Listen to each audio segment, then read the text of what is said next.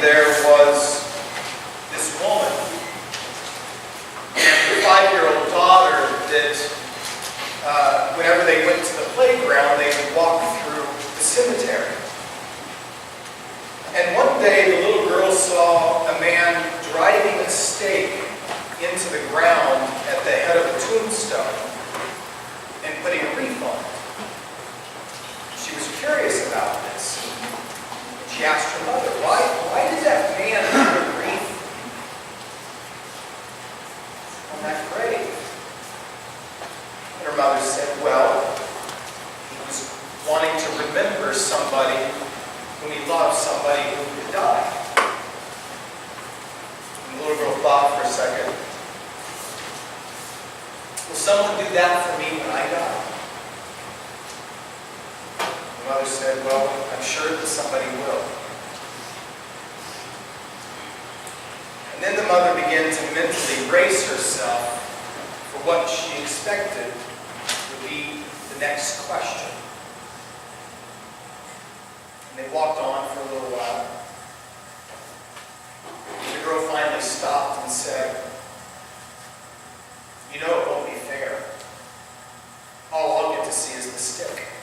It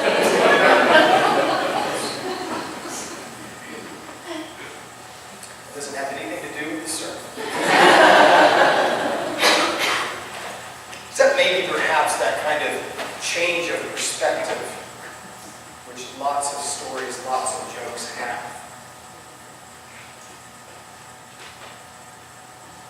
The women got up, took the spices that they had prepared, went to the tomb, saw that the stone had already been rolled away, and then when they entered in, they didn't see the body they were expecting. They were perplexed. And suddenly there appeared alongside them 2 men in dazzling white clothes. They asked him, why are you looking for the living among the dead? Jesus isn't here. He's been raised. Remember what he told you back in Galilee. That he would be betrayed into the hands of sinners, that he would be crucified, and on the 3rd day, he would be raised. Remember what he told you. Fact was, Jesus had told them this on at least 3 separate occasions. At the very midpoint of the gospel, probably at the height of Jesus' popularity, right after he fed the 5,000 with just a few loaves and fish, he and his disciples went off for kind of a little retreat. And Jesus asked them, who do people say that I am? Who do you say that I am? Peter spoke up and said, I believe that you are the Christ, the Messiah, God's anointed. And at that point, Jesus began to tell them about the fate that awaited him in Jerusalem. He said, the Son of Man must undergo great suffering and be rejected by the elders, chief priests, and scribes, and be killed. And on the 3rd day be raised. And then about 10 days later, after Jesus and his disciples had come down from the Mount of Transfiguration, and after Jesus heals a child who had been tormented by evil spirits, and the people are just amazed at what he's able to do, and they're astounded at the goodness of God. In that moment, Jesus takes the disciples aside and he says, put these words in your ears. Let these words sink down into your ears. The Son of Man is going to be betrayed into human hands. At this point, he doesn't mention anything about the resurrection. But he's trying to prepare them for the events that await them in a not too distant future.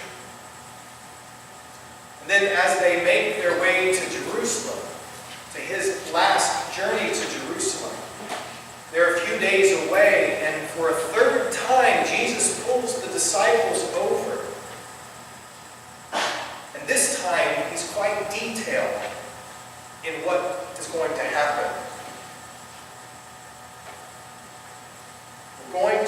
Jerusalem, and everything that is written about the Son of Man by the prophets must be accomplished.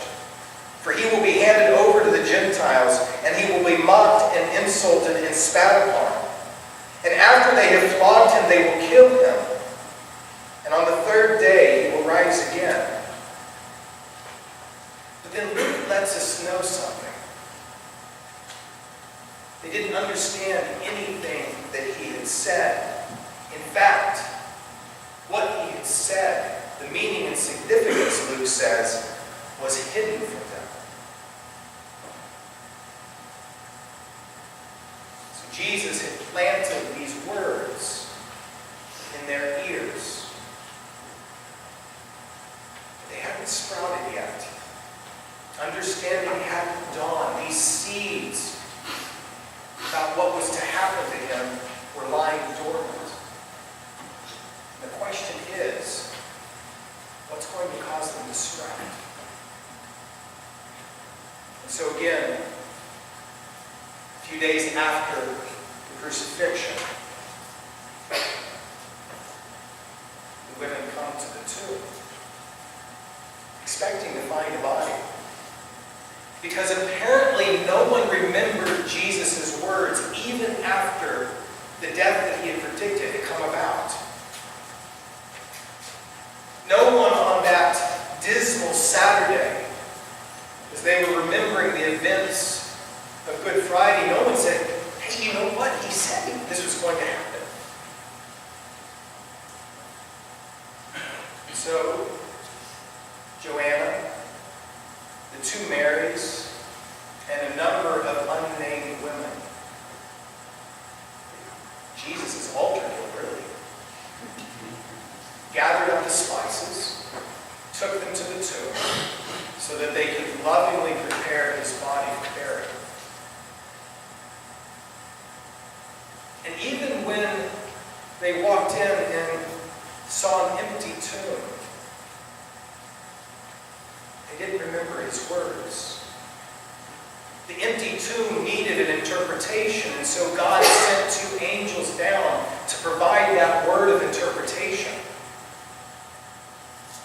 And they said, remember what he told you.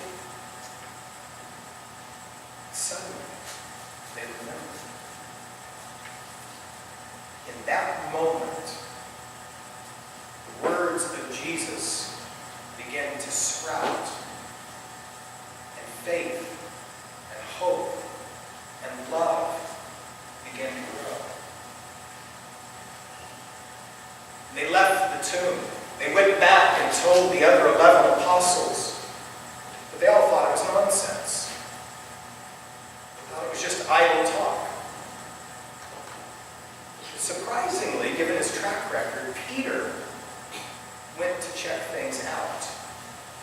Nobody else thought it was worth it, but he went to check things out. And when he saw the empty tomb, when he remembered the words that they had spoken to him, he left absolutely amazed. And that's how the first Easter began. But it's not the whole story, because after that, through the rest of the day, Jesus began to appear to different people. To Peter, to some large groups, to 2 people who were walking along the road from Jerusalem back to their hometown of Emmaus. Several-mile walk, and they were doing it in the evening. And as they were walking along this road, suddenly a stranger appeared alongside them. And Luke tells us that it was Jesus, but that their eyes were kept from seeing him. And they're downcast. And Jesus asks, why are you so sad? And they're shocked that this stranger doesn't know about all of the things that have been happening. How this prophet Jesus, who was mighty in word and deed, had come from Galilee. And that many thought he was going to be the Messiah, the one to set them free. And yet their own leaders had handed him over to the Romans to be killed. And then strange stories started surfacing. That morning the tomb was found empty, and that some women had seen him. And they didn't know what to make of any of this.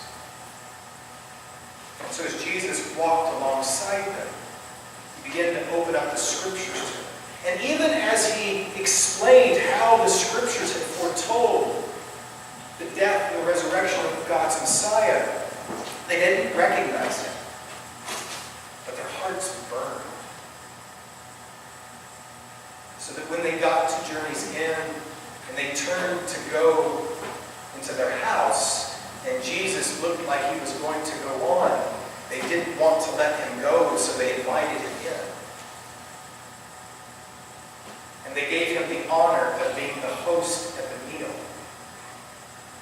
So he sat at the head of the table, and like any good Jewish host, he took a piece of bread, lifted it up, and broke it to hand out.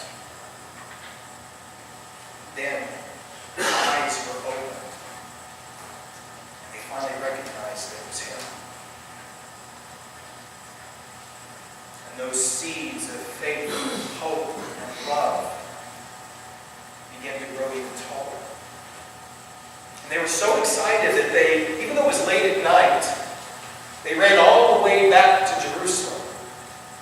It was 5 or 6 miles. By the time they got there was a lot of buzz around the other disciples because other accounts of people seeing Jesus had happened, and they were sharing all of these things. And these two came back and told their story, how their hearts burned when the word of Scripture was being opened to them, and how they finally recognized Jesus in the breaking of the bread.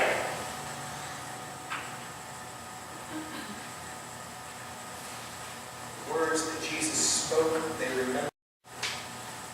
They began to grow. That all happened on Sunday, the first day of the week. And that's why Christians, from the very beginning, have come together and worshiped on Sunday. The first day of the week, the day of the resurrection. And when we come here because we want to be reminded. We want to remember. We want to be reminded of who this Jesus is. We want to be reminded of the God that sent Jesus, the God who raised Jesus. We want to be reminded, we want to remember that something fundamentally changed in the world on that first Easter morning. That the new creation that had been promised through Isaiah had already broken into this old world. And that the seeds of that new creation were beginning to sprout and to grow. But that God needed a people of faith because it wasn't obvious to the world that anything had changed. And sometimes it's not obvious to us that anything has changed. So we come to remember. We come to be reminded. We listen to the words in Scripture. And then like those two on the road to Emmaus, we travel down this road to that table so that we can know the living one who makes himself known in the breaking of the bread.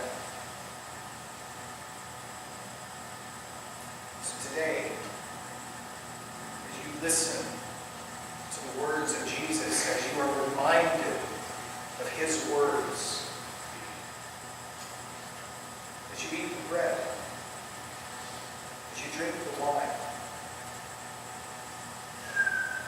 may your hearts be filled with faith, hope, and love, so that when you leave this place, your eyes will be transformed, so that you can see yourselves differently, you can see one another differently, and you can see the whole world differently, because it is filled with the glory and grandeur of God through the resurrection of his Son.